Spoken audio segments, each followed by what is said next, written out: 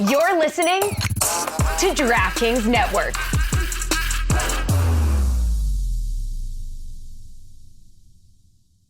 This is the Dan Batard Show with the Stugotz podcast. Today's episode is sponsored by DraftKings. Stay tuned because you'll hear more about DraftKings and all it has to offer throughout the show. DraftKings, the crown is yours. No me importa lo que de me se diga, vive usted vida que yo vivo la mía, que solo una disfruta el momento, que el tiempo se acaba y para atrás no vira, viviendo, fumando y oyendo, siga vacilando de party todos los días. Síguelo, wow, wow. Síguelo, wow.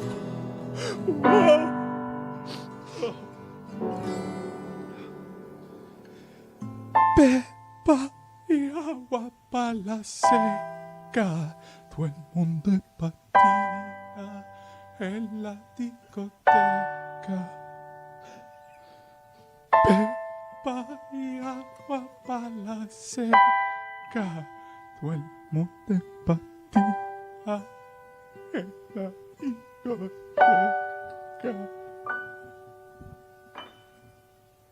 To celebrate her 1-year anniversary at Meadowlark Media, and because we brought in Charlotte Wilder at a time that was at the beginning as part of her rookie hazing, just to drink her Celtics tears a year ago.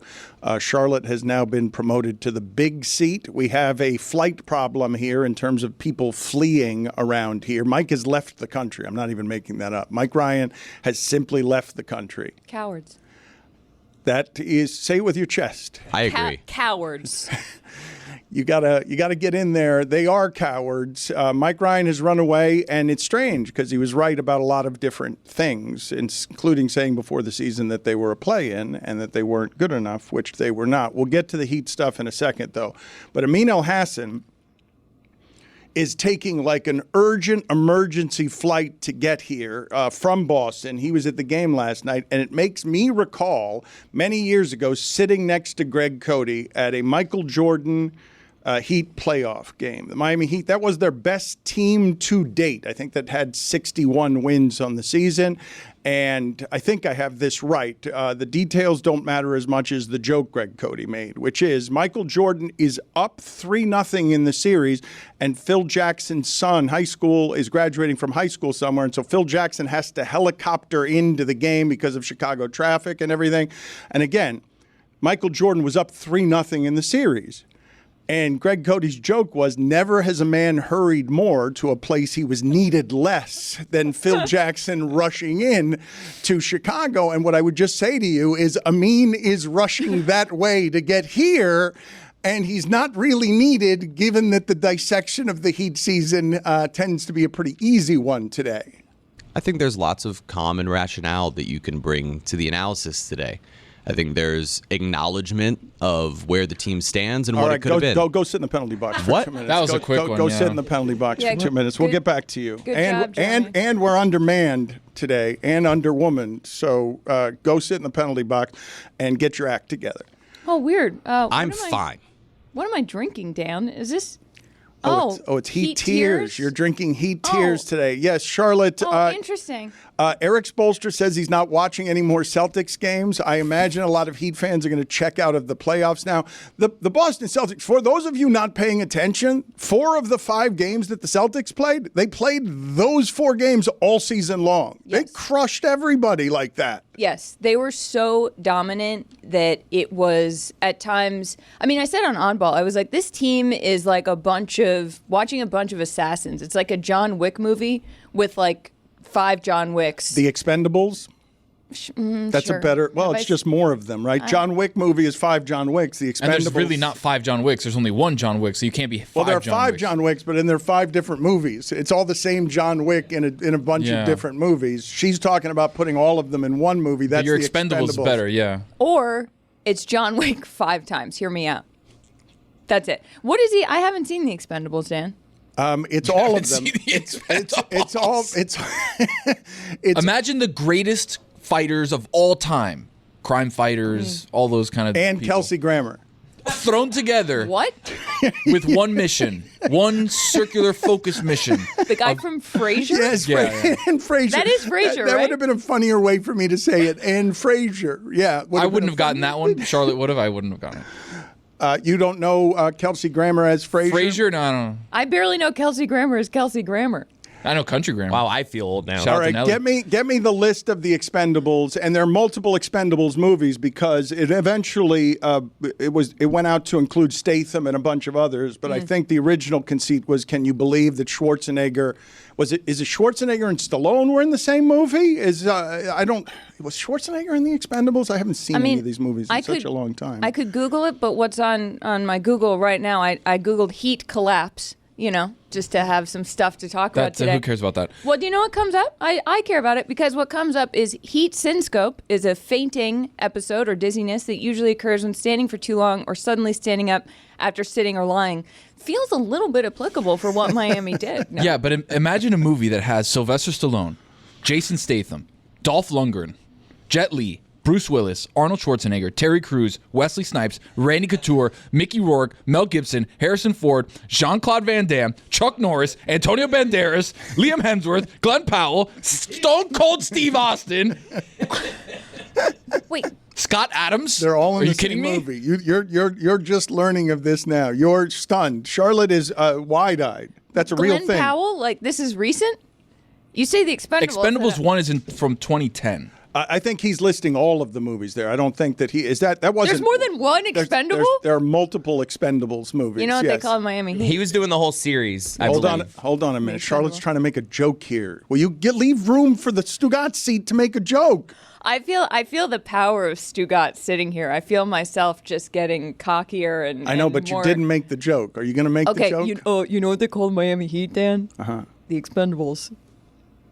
Go sit in the penalty box. No, please.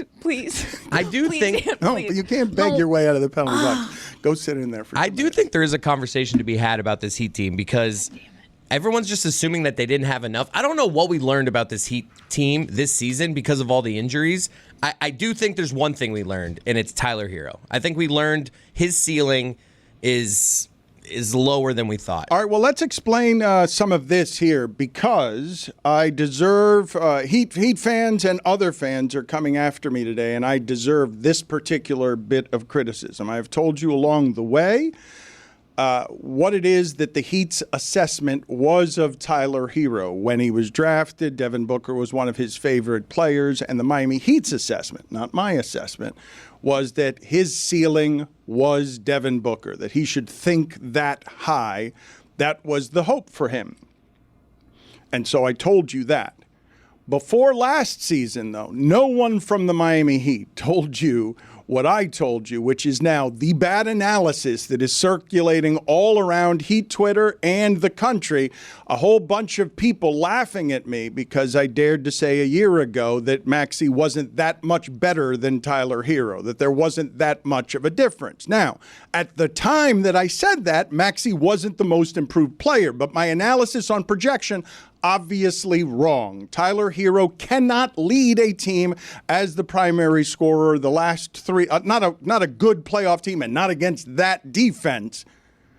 And last night again, they're in 80-point range. They're playing the games that the Knicks and the Heat were playing in the 1990s when the rules were all different because they can't get any offense. And the reason for that is all of their players are hurt. All of their offense is hurt. And so the only offense they had out there was Tyler Hero. And when that's the case, he'll start looking like Trae Young without the 35 shots because no one for the Heat is ever going to take 35 shots. I think it's fair to say that there are multiple things here. The Heat We never got to see what this team could have been like at full strength at any point this season, by the way. When Terry Rozier was acquired, you didn't really get to see very many games of him and Tyler Hero as potential scoring options. More starting lineups than any Heat franchise has ever used in a season. And the only team with as many starting lineups as they had that finished above 500, they finished 10 games above 500. It was a war of attrition all season long, and you didn't really get an opportunity to see what they could have been at full strength. At the same time,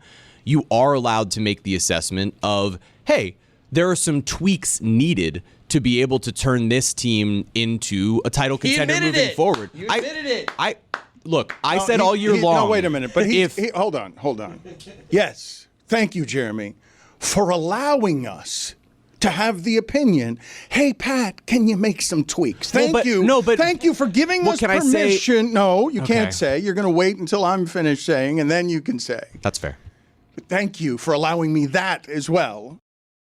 Hey, it's Mike. As you know, sports are a bit crazy right now. Kind of feels like everything is happening all at once, and you have to make some decisions to prioritize if you want to support your team or go out and see some of these games. Well, I've got a recommendation for you. As someone that loves sports and loves attending live sporting events, you're always hunting the secondary market for hard-to-find tickets. I've been out there in those streets, and I know the best possible place for me and you is Game Time. It's an incredible app that is so upfront with its pricing. It's an authorized ticket marketplace of the NBA, which makes getting playoff tickets even faster and easier. Game Time, tons of last-minute deals. You can save up to 60% off buying last minute for sports, concerts, comedy, theater, and more. Take the guesswork out of buying NBA tickets with Game Time. Download the Game Time app, create an account, and use code DAN for $20 off your first purchase. Terms apply. Again, create an account and redeem code DAN for $20 off. Download Game Time today. Last minute tickets, lowest price, guaranteed.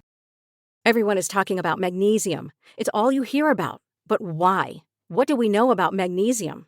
Well, magnesium is the number one mineral that 75% of Americans are deficient in. If you are a woman over 35, magnesium will help you rediscover balance, energy, and vitality. Magnesium supports more than 300 enzymatic reactions in your body, including those involved in hormonal balance. From functional medicine doctors to mental well-being and female hormone experts, we all know that magnesium is the one mineral to improve all aspects of well-being and health. But which one? Magnesium Breakthrough from Bioptimizers, the trusted choice recommended by leading experts with 7 best-absorbed forms of magnesium to ensure your body receives the support it needs for overall well-being. Go to bioptimizers.com/balance today and use code BALANCE10 for 10% off. Support your journey to wellness at bioptimizers.com/balance. Magnesium Breakthrough from Bioptimizers, your foundation to optimal health and vitality. Don Le Batard. Yeah, enjoy a long and fruitful run, Dan. What was that voice? A Celtics fan. That was a Celtics fan? Well, it was me. Stugotz. It's amazing. It's amazing to see the mask pulled off and to see you so clearly. You were in such good disguise, and I didn't know it was you. But then It's me, a Celtics fan. This is the Don Le Batard Show with the Stugotz. Heat fans today do not want to hear about tweaks, and while we can sit here and lament injury, everyone can and offer that as perspective. That Celtics team has gotten a good deal better and is younger. And you've fallen behind them in a way that requires more than just tweaks. It's not just tweaks. It is obvious if Tyler Hero isn't going to rise to be a player like Maxey, it is then obvious that the player you have to get for a 35-year-old Jimmy Butler is someone who is better than Jimmy Butler, so that if he's going to age here, he's going to do so not as the lead player. Offensively, fair. Bam Adebayo and Jimmy Butler is your core. I think what the issue in the initial reaction has been is this concept of like blow it up, right? What does blow it up mean? Because your core has been three guys. Greg Cody said that dynamite the team, and then he said dynamite it strategically. So where are we on this between dynamite the team? It's TNT Day, Dano. Dynamite the team, dynamite strategically, and tweaks. Well, okay, so dynamite strategically, I guess, is really what it is, right? Because it's taking potentially Tyler Hero or other players and turning it into different supporting cast around Jimmy and Bam. Dynamite means get rid rid of everybody. I think we should put Tony outside of the arena just making that gesture. I think we should have like a gathering or create a seance or bring someone over from a Santeria Bodega and go over there and have some sort of ritual that gets the haunting out of that place. TNT Day, Dano. You know, obviously it's at the memoriam. Everybody wants to see what happened in the season. Greg Cody was right 2 weeks ago. TNT Day. It's right now. Remember when Kyrie saged the Celtics, the Yes. TD Garden? Yes. You could see if he's. Oh, sorry, no, he's busy because he's also still in That's the right. playoffs. Yeah, he's really good. Yeah, the We Heat could have used a aren't. player like him. Yeah, the Heat aren't. We're going to. I'm fine. We're going to hang banners here. The Heat season lasted longer than LeBron's, lasted longer than Steph's. That's right. Lasted longer than Devin Booker's and Kevin Durant. Durant's. Those are the banners that are going to go up for this Heat season. What can we do, Tony, outside of the arena to get to give some Latin spirituality to getting the vibes out of that place? Because one of the great this is the thing that snuck up on me. Okay, and I'm going to say snuck up on the Heat, even though they tried to get Damian Lillard. When you've gone 2 straight seasons as the equivalent of the 8 seed, and then the top of the conference gets so much better than what you're presently offering, the window just closed. The Butler window just closed. And you've got to see that if you're the organization 2 years faster than I see it. The conversation has been getting a star around Bam Adebayo's age and prime, right? And that kind of was the conversation before last season as well, that if you were going to acquire whatever superstar, it was going to be someone that could complement both the Jimmy and Bam window. Not someone as young as Tyler Hero that was still developing, but someone that was more established. Those players initially that were floated out there, Bradley Beal, James Harden, Donovan Mitchell even, all of those trade partners seemingly were asking for Bam Adebayo. And so the answer was no, as it should have been the entire time. You were building around a future with Bam. The problem has been when the Heat have offered Tyler Hero and pieces, that has not been enough to get whatever the star is. And that's why this offseason is so complicated. But that's why Mike suggested, and he's not saying Bam's not good, he's your best piece. Yeah. If you're going to get a star, and I'm not saying trade Bam. No franchise would have Bam and trade Bam unless you're getting like Luka Doncic. Right, that's what I'm saying. If you want to get a star like that, but we mentioned the Heat's window closing. Can you slam a window? Absolutely. What's the most aggressively you can close a window? Might break. You can break it, slam but then you doors can still shut. go through it. So I would think slamming it. Let me ask you guys a question. When it comes to the Heat, how much of the Heat culture, the mentality, the like we're tough, do you think that ever becomes a liability in terms of? It's never a liability. It's always something that matters. Even when it gets eliminated from the playoffs, I imagine it coming back in game 1 of the next series the Celtics play and strangling Derek White to death. See, this is what I'm looking for. Well, here's This the is what problem. I You're not going to get it from me. wanted, I'm but fine. here's You the- told me I wasn't sad enough last year when the Celtics were losing. So I will tell you what's sad about this. This is what people will get today that they did not get a few days ago that they wanted from this show when the Miami Heat were down 3-1. And this is what they'll get today because there are a couple of things here that really are they're shivving the Heat fan base. One is that you're watching New York really enjoy basketball right now. Mm-hmm. 2, you're watching Boston Celtics basketball be as overwhelming as it's been this century. And I'm including a championship team in there. I'm including a team that went to 2 finals in there when I tell you that this thing that I'm watching that runs roughshod over everybody in the league for an entire season, this can beat anyone that way 4 times in 7 games. But this is the part that stings. Like what I'm about to say, even with all your rationale, and it is rational, about, well, they were injured and this and this and this.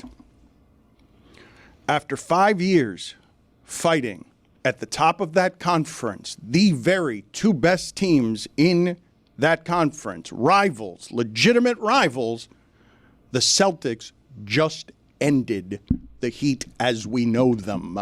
This team like this, Riley does not keep with these things where he's seeing things 2 years later then he should be seeing them without changing them. I've told you before, I think it was a Make-A-Wish dinner, right before Pat Riley was headed to a charity dinner of some sort and told everybody that he was not going to blow up the team, he wasn't going to trade anybody. And then 9 dudes got traded during dinner.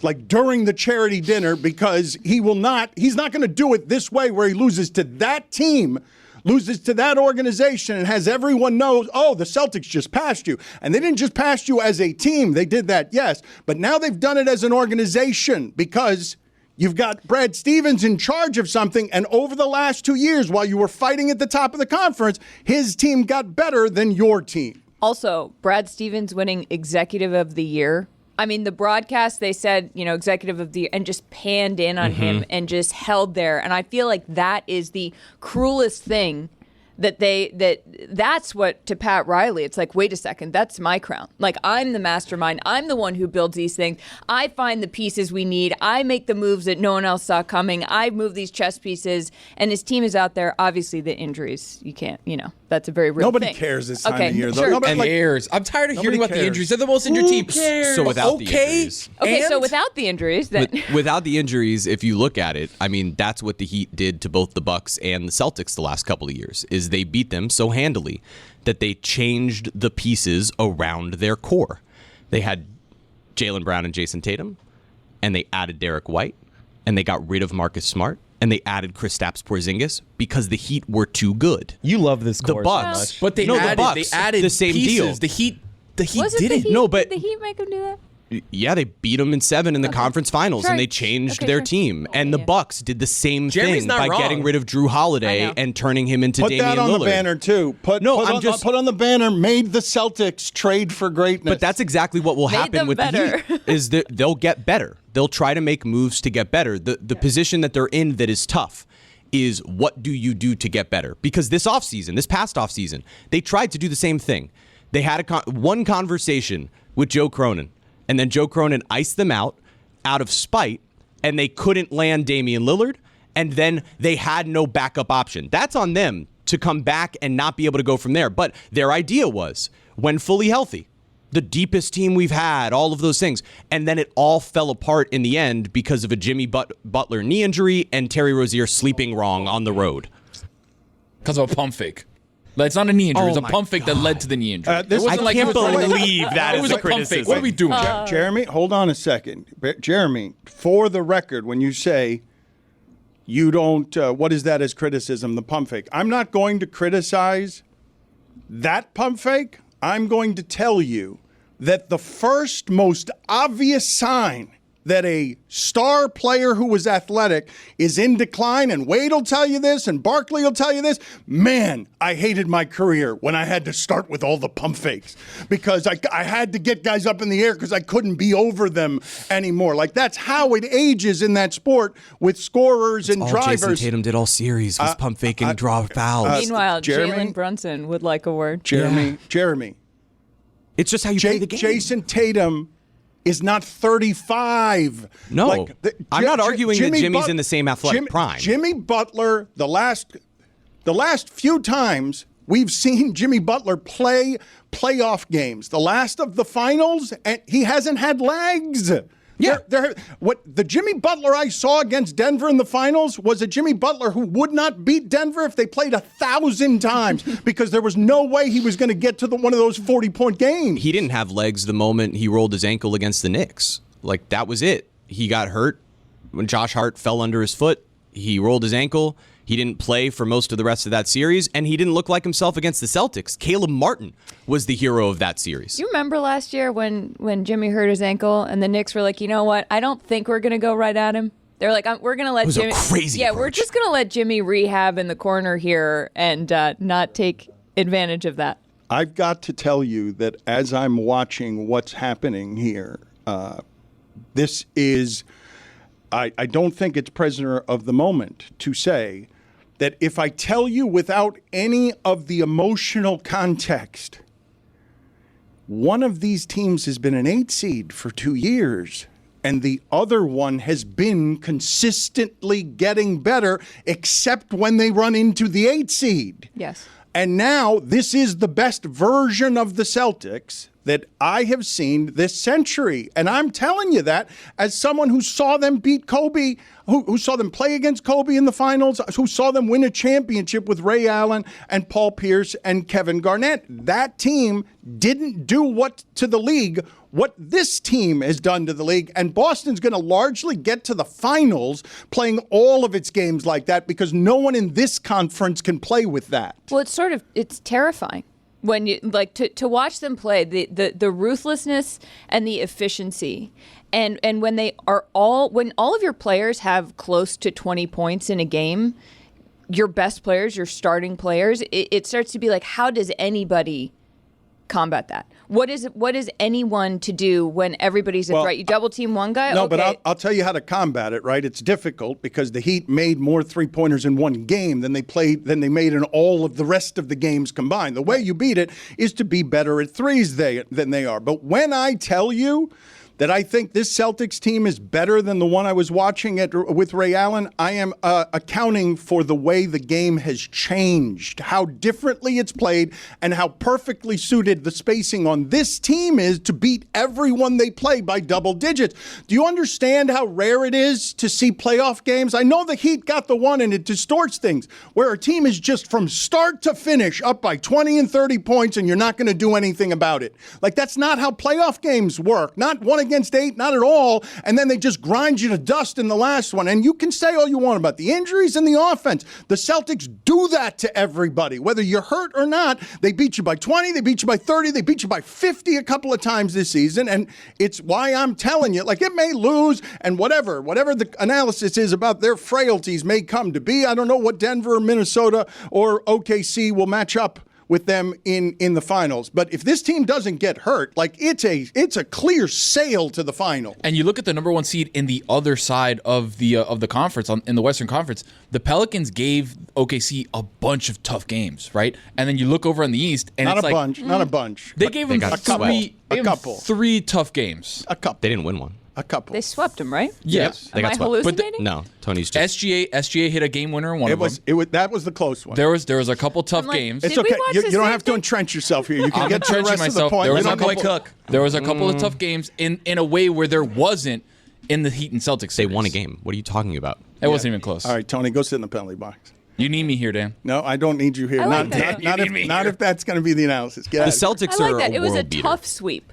They gave him a tough sweep. It was. It was not really. The Lakers had a Maybe a little really tough one. The last two games weren't very. Tony, get out of the room. Is there Get- such a thing? Do a little research here. Hold on. It's not. Put it on the poll, Juju. Is there such a thing as a tough sweep? And video, please put on the screen there just the outfit that Tyler Hero came into the game with. You cannot beat an overwhelming Celtics team dressed this way. You can't. This is not. I mean, come on. Oh, Popeye. Come on. I said. Popeye, I where's did. Waldo? I said this was as good as Maxey. Gotta shave that chin too. Gotta shave that chin. It is the chin strap. What kind of hat is that? Dan Le Batard. Go pee-pee. Stugotz. Go pee-pee. This is the Dan Le Batard Show with the Stugotz.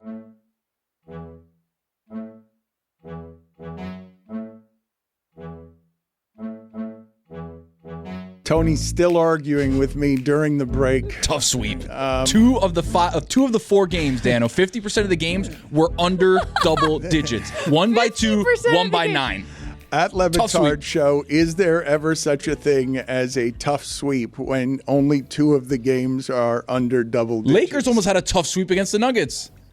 Come on, guys. You guys don't watch ball clearly. David Samson, real Hoopers know. Tony knows. Thank you. David Samson joins us now. Nothing Personal is the name of his podcast. I suggest that you check it out because there's no one doing exactly what he's doing as a solo voice tackling the stuff he's tackling. Before we get to him, though, Charlotte, go ahead and have at Tyler Hero's outfit. It is behind me. I don't know where you're looking. It's giant and behind me. Yeah. And you had thoughts on everything that Tyler Hero is doing here.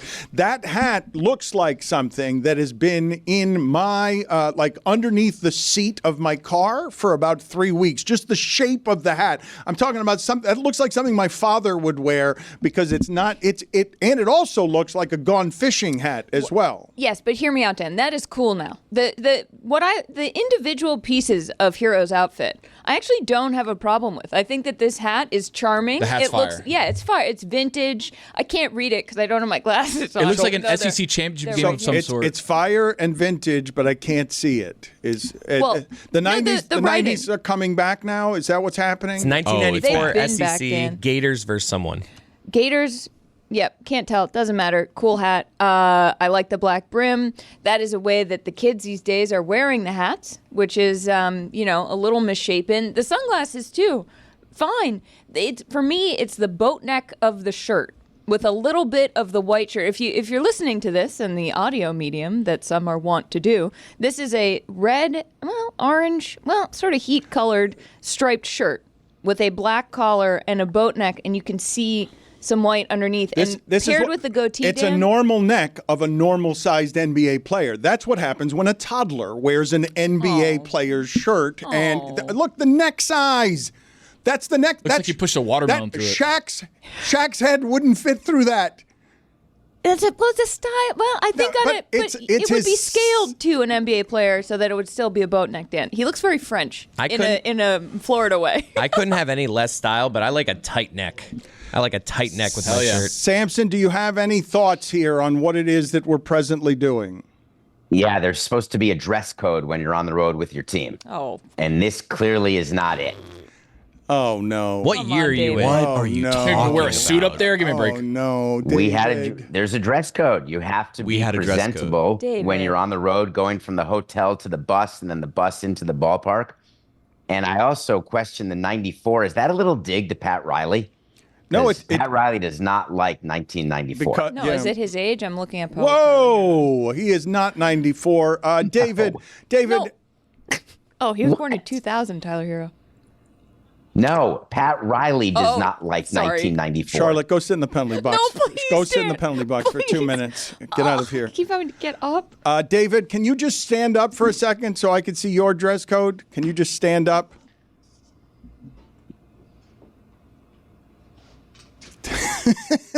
Okay, very good. Perfect. Marlins basketball shorts. All right. I still have a connection in the clubhouse. I want to talk to you about Stephen Ross, the Dolphins owner, getting an amazing offer. This is not something I think I can recall seeing. Being offered $10 billion for his team, his stadium, and F1. What did you think of that report? The first thing I thought is that he says he doesn't need estate planning, but he does. He wants to keep certain assets in the family. It's hard to pass down 3 levels of assets that he has, which are he's got a huge amount of real estate assets. I assume most of those are in trusts. But when you have a team and then the stadium, 2 different assets, and then people are calling F1 an asset, we should point out he doesn't own F1. What he has is the ability and a contract to put F1 races on his stadium land. And that's very valuable. But the biggest piece of his pie is clearly the Dolphins, which the Commanders went for $6 billion. You could argue the Dolphins are a $5 billion team. The stadium has a ton of different events, but is it $3 to $4 billion worth to own that land? People outside of Miami, I don't know if you saw this. The land in South Beach is invaluable. I read that on a blog somewhere, and I laughed because the stadium's in Miami Gardens. They just show pictures of South Beach whenever they're showing the Dolphins games. But if that offer is real, and I doubt it is, it deserves consideration. Tell me about the offer, though. Why do you doubt that it is? Why do you think that this is coming out? What did you think of the valuations of F1 and Stadium? Just take me through the finances of some of this as you're doing a sporting class with Skipper this week, correct? We've got that coming out tomorrow? Yes, it's coming out tomorrow. We did it yesterday, and it's actually a very, very good episode. People like that story. We have so much to talk about that we did. We didn't even get to this. because it merely is a rumor. We had people calling up the Marlins all the time offering to buy the team and putting crazy numbers out there, even crazier than the $1.2 billion that actually ended up being the sale price, because people throw numbers out because it makes them feel good that they can maybe finance it or maybe do it or maybe own. How cool it is with the Grand Prix this weekend to be the sort of celebrity that Steve Ross is. But when you break down the different assets, a stadium, and don't forget that Hard Rock Stadium gets public subsidy. People don't talk about that a lot, but every deal that Steve Ross has done to bring tennis, to bring Grand Prix, even with Dolphins, he gets public money for that.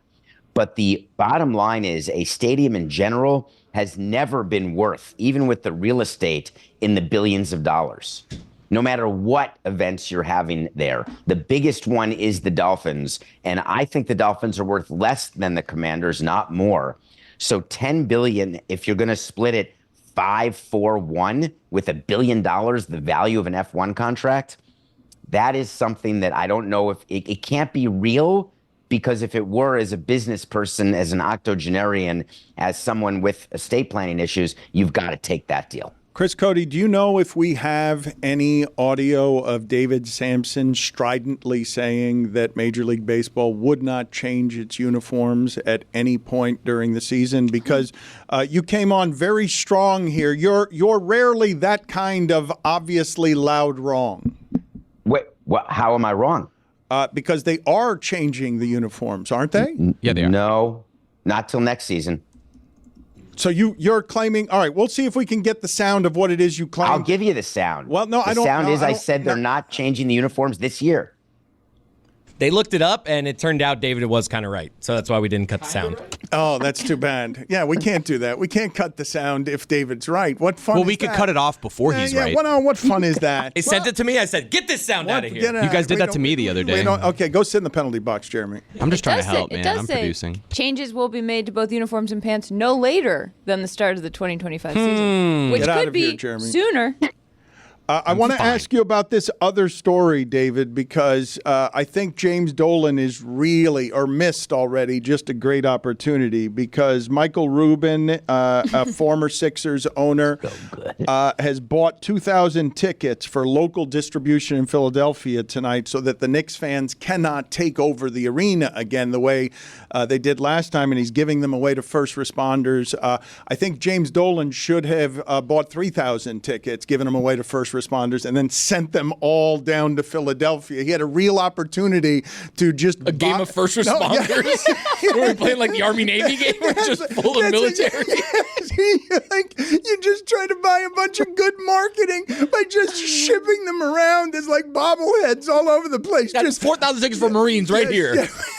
Michael Rubin made a mistake here by bringing in Josh Harris and David Blitzer into the conversation. Those are the owners of the Sixers. Michael Rubin's not. He's a former owner who had to sell because he started an online gambling app. So as part of buying PointsBet Fanatics, he had to divest of the Sixers ownership. Yet he then goes public saying the Sixers ownership was a part of this, and it couldn't be a worse look, because the irony is that the 2,000 seats they bought, you can bet your bippy, are above the camera angle. So when the camera is doing the game tonight, you're going to see maybe 15 to 20 rows up, and it's going to be plenty of Knicks fans. Sorry, Dave. And so therefore, what he is trying to do by bringing Sixers fans to the upper deck, who gives a rat's pituitary gland? And it just brought bad press upon the existing owners of the Sixers, like they're desperate. I found that you'd just be bad every step of the way. Can we go back to bet your bippy for a second? What's a David? bippy? What's a bippy, and why are you betting it? The guy that does shows for kids? What? Or is that Blippy? That's Bluey. That's Blippy. What's Blippy, your yeah. what's your bippy? What is it to bet one's bippy? I always viewed my bippy as my core. Really, it sounds to me like you're betting your grandmother. Doesn't bippy sound like something someone would call their grandmother? Sound like something. Holding up stockings with a clipper. My dear old that's a bippy. My dear old bippy. I'm seeing the expression "you bet your sweet bippy" was popularized in the late 1960s television show Rowan and Martin's Laugh-In. Funny. That's what I was going to call a podcast I wanted to pitch to you, Dan. Is that what you were referencing? 1960s laughing? No. And if that's the provenance, then thank you for telling me that, Chris. I've now learned something. I just say instead of bet your ass, I say bet your bippy. It's I a don't want to say ass euphemism. on the show. Yeah, It's a don't say euphemism for an unspecified part of the body. Baby. All right, so you can bet your unspecified part of the body. Generally I understood like as to think it's a belly butt button. or ass. Well, Bet your belly button. That's not happening. who are you being right now? Who is this? Who were you impersonating? Was that a man? Was that a woman? Was that a Southerner? What was that? Just being herself. That was me doing a version of myself. You know, someone on YouTube commented and said, it sounds like Charlotte's on muscle relaxers. You've sounded like that today. You haven't really been aggressive. Like, that seat's aggressive. I'm aggressive. If you're going to sit there, Charlotte, you got to be You've on been talking point. under your breath. You've been trying to sneak in. What? I think this she's been is- great. I'm Thank not you saying so she much. hasn't Me been too. great, but she needs to be a little more aggressive in that seat. Okay, David, why did you say bet your bippy? There you go. But we already Well, answered that. Charlotte, Is that because I better? didn't want to say bet your ass. There Well, you maybe go. you should try saying bet your ass. You don't. Yeah. Go Charlotte. You don't have Say it with your menace. chest, no. Dan. Yeah. David, good talking to you. We'll talk to you next week. See ya. Say it with your unspecified body part, Dan. Yes.